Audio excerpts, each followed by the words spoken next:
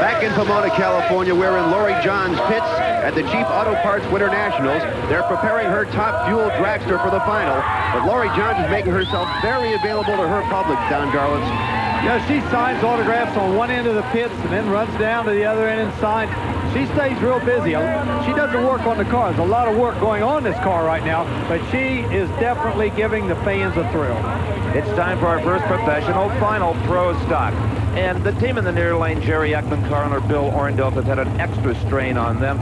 A very good friend, a fine crewman, passed away the morning of this race. It was Jonna Orndorff's brother, so I'm sure Ekman, more than anything else, would like to win it just in his memory. But he's got a tough competitor. Bruce Allen, an all General Motors final. Pontiac versus Chevrolet Beretta. Perfect start. Dead even. Photo finish. It is Ekman. Identical elapsed times, identical speeds. Identical times, identical speeds, but then how do you determine who wins, Don? Well, it wasn't quite identical. There was a 1/1000th difference between these two cars, so Ekman needed that starting line advantage to make the determination. The car did have a tiny bit more performance than Allen, but not really hardly enough to win the race. But in a race that's as close as this, it takes those photo finish lights to make the determination. So when we carry it out, yet another digit, Jerry Ekman, 7.338, Bruce Allen, 7.339. Bill Orndorff and his wife sharing a difficult day together, the death of her brother this morning, and then the victory in the race. Now Steve is with Jerry Ekman. Absolutely one of the finest pro stock final rounds we have ever witnessed, and here's the victor. Oh, thanks, Steve. First of all, I got to say I want to dedicate this race to Jimmy Watson, who passed away this morning. One of our big fans, Bill's wife's brother. Did you know you'd won? I knew I won. I knew it was close. I could see Bruce with me all the way, but when we started getting into high gear, I saw it coming, and I thought, here it is. And I'm so grateful that Pennzoil and Pontiac both had the confidence to stick with us through our lean times, because we're winners now. We're here. Yeah. I'll second that. Everybody down here will. Let's do it. On a difficult day, Jerry Ekman and his crew turning it into a victory. Now getting set for the funny car final, the veteran Ed McCullough taking on the rookie Casey Spurlock. I can just read McCullough's mind right now. He figures he's got this race won. It's going to be easy pickings, but he better remember that Spurlock took out the #1 qualifier, John Force, and the Winston champion, Larson. And earlier, Steve had a chance to find out more about this amazing young man.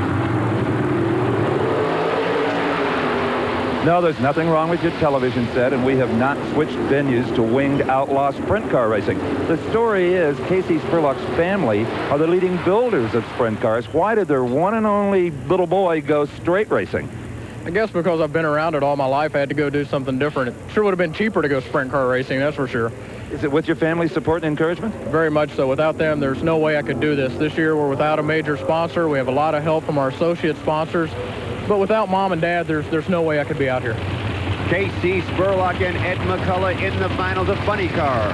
You know, the crew tagged him with that Hollywood nickname. Casey was raised in Nashville show business. His father, C.K., has been a long-time concert manager for Kenny Rogers and other major stars. So he likes the fancy jackets and the snakeskin sunglasses and has a good time with it. He hopes he can make music here against Ed McCullough in this final. McCullough in the near lane. Spurlock in the far lane. And it's McCullough losing traction. McCullough too much. And Spurlock has a problem, but he's going to win it. What a story. The odds you could have gotten on these two cars meeting and Casey Spurlock winning would have been long indeed. Incredible, Don Garlitz.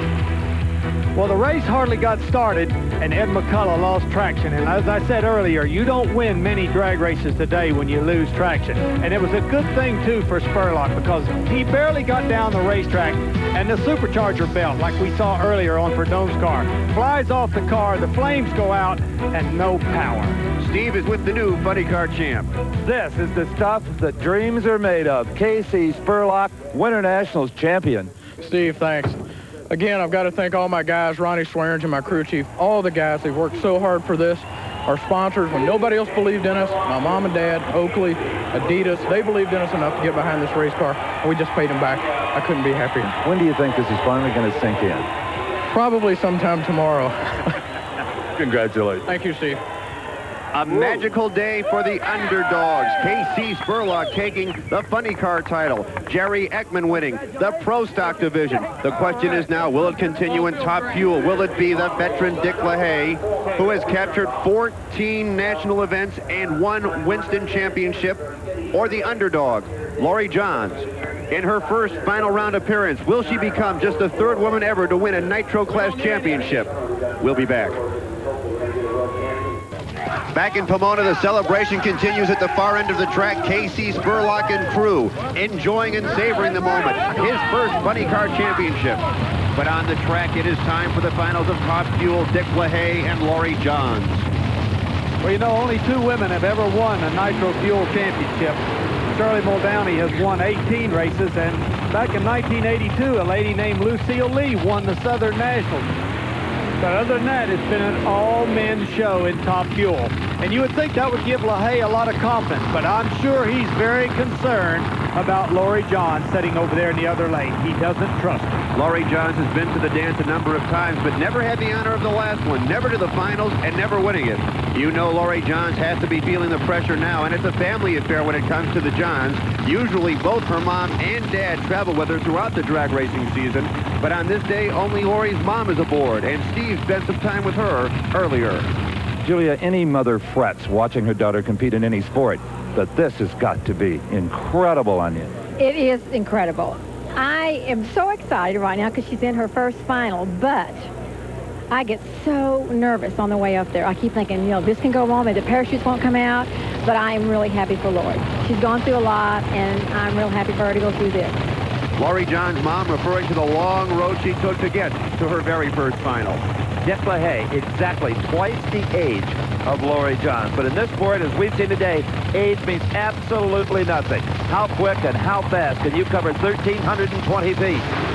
They lead as 1. Lori Johns has won the Winternationals.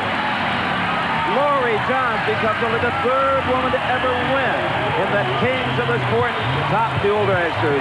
The entire place is absolutely bedlam, led by Julia Johns. Don Garlits is down in all of that madness with the man responsible for her horsepower, Larry Meyer. It's a Cinderella story, that's all I can say. That's what we were saying. Fred and I were saying it could be a Cinderella story. We've seen something that last round, we've seen something we needed to change, and we did, and it'll work, so we're looking pretty good. Great stuff. You better believe it. And Steve is with the new Top Fuel champion. Lori Johns has won her first ever NHRA national event. Congratulations. Thank you. You know, Steve, that they say that the luckiest man alive is one who thinks himself so, and I think I'm the luckiest person alive. Side by side, 5:03. She had a little edge off the mark. Oh, my God. Can you believe that? The slowest woman in the world off the start line I have. My father's going to be so happy because he teases me so much about being late off the start line, and I actually won one. I wouldn't be here if it wasn't for my crew. I've been called a passenger in a fast car, and that's really what I am.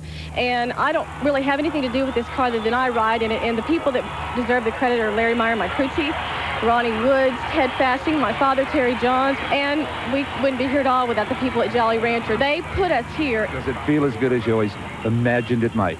I don't know. I don't know. I mean, I don't know what's happening to me. I rolled around when I saw my car go through the lights first. I just thought, how is this happening to me? I mean, somehow I just thought it would never happen. You believed in yourself. Yes. If you work for anything long enough, good things will happen, Don Garlits. Yes, it will, and this is what makes Top Fuel racing so exciting.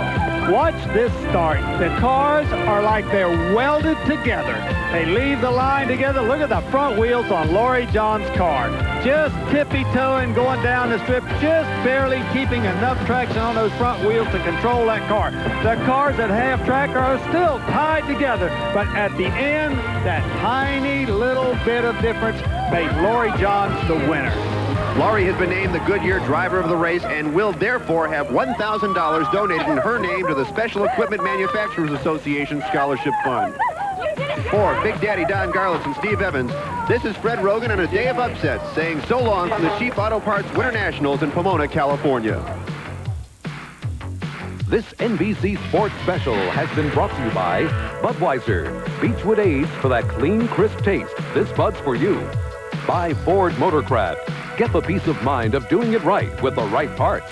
Motorcraft quality parts. By Goodyear Eagle Radios, the best-selling performance radios in the world. And by Ford and your Ford dealer. Have you driven a Ford lately?